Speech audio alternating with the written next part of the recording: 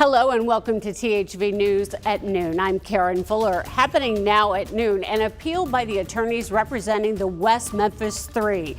And results from the Arkansas School Safety Commission are in the governor's hands. What to expect in a news conference later today. Plus, Arkansas schools are back in session soon, but some districts are still trying to hire bus drivers. You'll see what's being done to fill the vacancies. A badly needed medical clinic is being built in North Little Rock. What the groundbreaking means for the people who live nearby, coming up.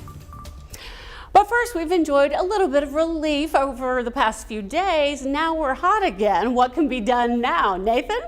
Good afternoon, Karen. Hey, it's August here in Central Arkansas. We got to expect this type of heat. We're seeing lots of sun out there this afternoon with a few of those puffy clouds developing, and temperatures are heating up. We're already at 90 in Little Rock, 91 in Conway, 91 in Clinton. You know, so the clouds developing a little more down into South Arkansas.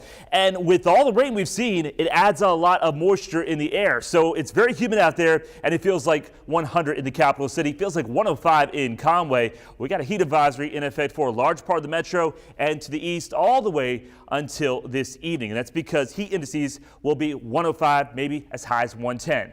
Live radar showing it's pretty quiet across most of Arkansas, but there's still a few showers dotting the landscape into Ouachita County. And I think that's where the best chance of rain will be located today, isolated in nature, primarily down to the south. So here's your planner for today. Temperatures warming up into the low to mid 90s. A better chance of rain does enter the forecast later in the work week. I'll let you know why that is the case coming up. Thank you, Nathan. THV 11 is following some breaking news today. The Pulaski County Sheriff's Office investigating an early morning homicide.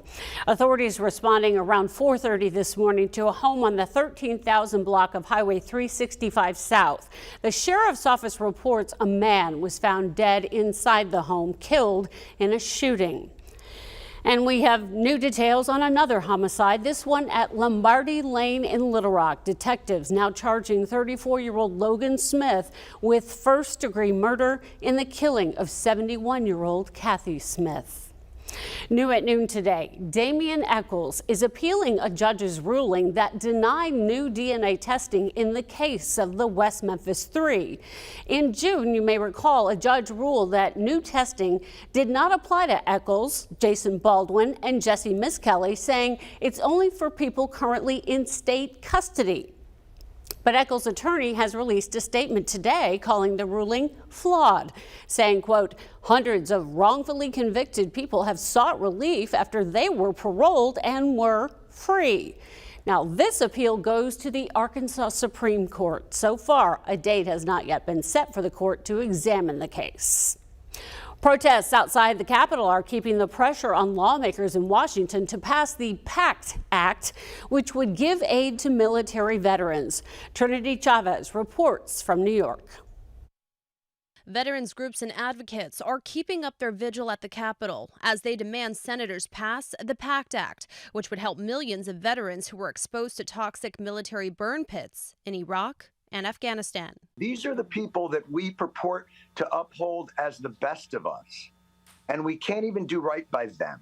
Former Daily Show host Jon Stewart, who is also a veterans advocate, discussed the issue on CBS Mornings. If they can't get health care, if they go bankrupt from their cancers that were caused by their service, what the hell are the rest of us supposed to do? Both the Senate and the House had approved the bill, but a technical issue meant it had to be voted on again. And last week, the second vote in the Senate, more than 24 Republicans who voted for it in June changed their vote. The issue here is the Democrats included in this bill an accounting gimmick. On Twitter, Senator Ted Cruz said he voted against the bill because it could include hundreds of billions of dollars in unrelated spending. But supporters say that's not true. Nothing was added to the bill. It's the exact same bill. They're accusing Republicans of playing politics with the lives of veterans. Trinity Chavez, CBS News, New York. Arkansas Senator John Boozman is a big advocate for the bill, while Arkansas Senator Tom Cotton voted against it at the last vote. And at the Capitol here in Little Rock, we'll get our first look today at the Arkansas School Safety Commission's report. A news conference is set for this afternoon, and of course THV 11 will be there. The commission is made up of educators, members of law enforcement, mental health experts, and lawmakers.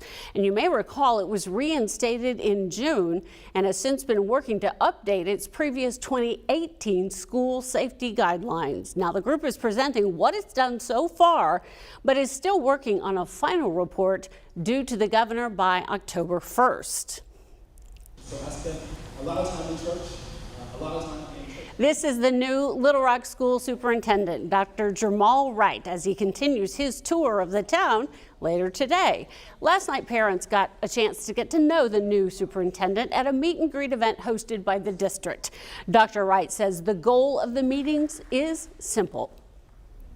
I want folks to know who I am, where I'm from, what I'm about, so that they can connect to the work that we're trying to do in Little Rock School District to make it to be the best district in our state. Today's meeting is at 5:30 at Pinnacle View Middle School, and then there are 2 more meetings scheduled for next week. Many districts are bouncing back from the bus driver shortage last year, but THV 11's Ian Russell found larger districts are still having to get closer to having school buses fully staffed. Charles Anderson has been behind the wheel for longer than many students are in school. Decided to drive in 2002. I'm still driving. 2 decades of driving in, and you tend to see a lot. But he's never seen anything quite like last year and the staffing issues that affected bus sheds across the state. When we made it to May, the last day of school, you know, we could say we made it through this season. To really put into context how short-staffed PCSSD was last year, think about it this way. For every 4 buses they had, 2 of them didn't have drivers. When I have to go out, then I know that we're short.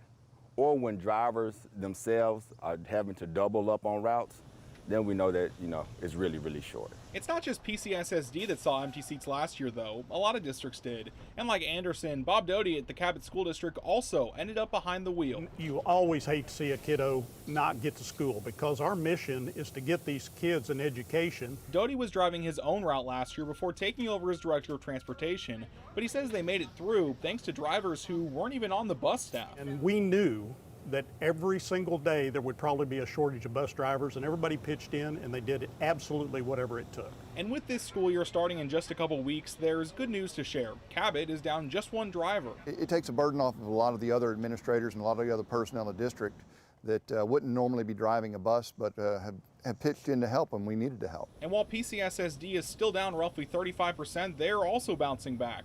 Out of their roughly 200 driver fleet, they're up to about 130. It's still not as good as it could be, but anything is better than last year. And Anderson has just one request while they get back behind the wheel. We're asking parents, just talk to your children about the respect level of a bus driver. They're professional bus drivers. They're human beings. So they deserve the same respect that you would give, that they get to their parents. Ian Russell, THV 11 News. And move-in begins in less than a week for the next freshman class at the University of Arkansas. But with another record-breaking number of incoming students, housing may look a little different for some of them. The university is welcoming 7,000 freshmen to campus this year, which is up almost 1,000 from last year. But they only have 6,000 beds available on campus. So the school is partnering with nearby apartments to house students. We obviously have a limited amount of space on campus, so we're doing whatever we can to house these students, but still provide them the type of college experience that they would get in a dorm as well. These apartments come fully furnished with appliances and utilities. Students can still live there under the university housing contract and still be considered on-campus residents.